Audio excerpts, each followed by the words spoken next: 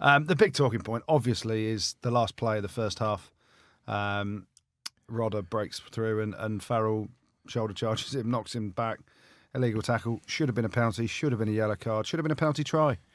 But Jaco Piper absolutely got it wrong. He said, what did he say? Rodder led with his shoulder. The ball That's carrier. what he said. He heard it are you an absolute cowboy or what? Mate, you hear him on the ref mic. He said it to Hooper. Yeah.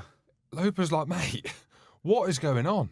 Crazy decision. But you got the first 10 minutes of the second half in the bin. We still win the game because the Aussies just folded like a deck chair, didn't they? Well, weren't they all ill in the lead up to the game? Supposedly. Well, mate, I was watching it closely, and they looked slightly off the pace. Hooper looked off the pace. Their front row was walking around. They looked like they did. Some of them in the second half looked like they didn't want to be there. Well, going on the week before, I think they've gone out and got absolutely smashed, didn't they? Top of that, what did you guys make of Sinclair's sledge to the Australian team? Our blowbags, calling them all snitches. I think he said you're all fucking snitches anyway. I mean, that's like such a Harlequin thing to say, isn't it? Mate, it's banter, isn't it? It's all bant. Just on the England team, should we be giving Eddie a bit more credit now? Goody, I mean, he bet South Africa, Australia, ran New Zealand close. It's a pretty good autumn. Well, do you know what I loved about last week? And it's easy to say this after we've performed and won in the manner that we did in that second half. You know, we win 37-18. The week building up to the game, Eddie Jones said absolutely nothing controversial. Just kept his powder dry. I don't know what that was about. I don't know whether did him and Checker have an agreement not to say anything. Whatever it was, finally he's got through a week without throwing a hand grenade into the press. Like, go to the temple and pray or blah, blah, whatever he comes out with. Just concentrate on coaching and concentrate on your team and you get a performance. I think he listened to the podcast last week. I think he did. I think he did. So, credit to Eddie Jones. It's a good performance. Defensively, we've been very strong in the autumn, and John Mitchell's come in and taken that over. So tip of the shoes to Mitchell, definitely. Tip of the hat shoes to Mitchell. But yeah, listen, we're in a good place now. You think about those supposed 16 guys that were injured, and the list that you look at of those players. Ellis Genge will come back into the mix at some point when he gets some form. Obviously, Mako's going to be straight back into the team. Launchbury, George Cruz, those sort of guys will be in and around the mix. Sam Simmons, Billy, Vunipola as well. You look at someone like Chris Robshaw, I think his England career is done now. Well, Imogen Seba has tweeted in, true or false, Mark Wilson has played Chris Robshaw out of an England shirt. 100%. Mark Wilson was our player of the series. He started all 4 tests, played 80 minutes in each game. And lo and behold, Eddie, this is what happens when you pick players on form in the Premiership. And he got an opportunity, didn't he? And he's taken it. Yeah, That's the thing. He wouldn't have got picked had...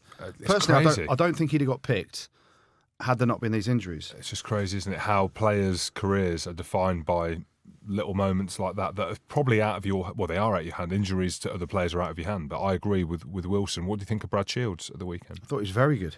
Really? Yeah, I did. Thought he played really well. All right. What about that line? Have you ever done a line out like that? Where you body's twisted the wrong way, throw it around the back of your head down to... Yeah, no, lies, Jim. Oh, mate, you keep saying lies. Like you said about the lies about me putting George North into next week and last week. And Tim texted me and you refused to put it up on social media because it's one of the biggest hits you've ever seen not, and you don't Jim. want to talk me up. So you've hit George North as he's going to deck because he's been tackled by... Post it then and tag me. Post it and tag me. And you said you stood over him and gave it the old... I did, but they put they replayed it 5 times. So. And you said you stripped the ball off him. What happened was you fell over with him and you've just literally got your spangly fucking hands in there and somehow luckily come away with the ball. Okay. Well, you make it out to be the biggest tackle ever. Well, anyway. It's one of them where it felt like the biggest tackle and then obviously as years go by and you look on it, it doesn't look as good as it probably should exactly. in HD. But you talk about the back row. Now, Billy's in our team any day of the week. You start Billy at 8, right, when he's fit. If you're picking England's best back row, moving forward, for the Six Nations, for the World Cup, my back row, you're going Billy at 8, Underhill at 7, and Wilson at 6. Agree. We agree.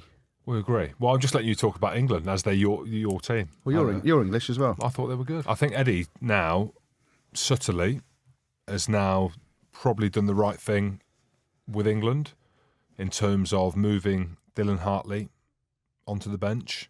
Yeah, you're dead right. And the thing that amazed me, I don't know exactly how many minutes Jamie George played for, but I'm sure it was into the 70s. Was it about 70 minutes when Jamie George came off? It was 71 minutes. It's 71 minutes. So it's 71 minutes when Jamie George came off. Dylan Hartley, max, has done 50 minutes max in all the last however many games we've played. Jamie George is our starting hooker. The only thing that annoyed me about Eddie Jones last week is when he announced the team, he's put Dylan Hartley on the bench and he's still named him as co-captain.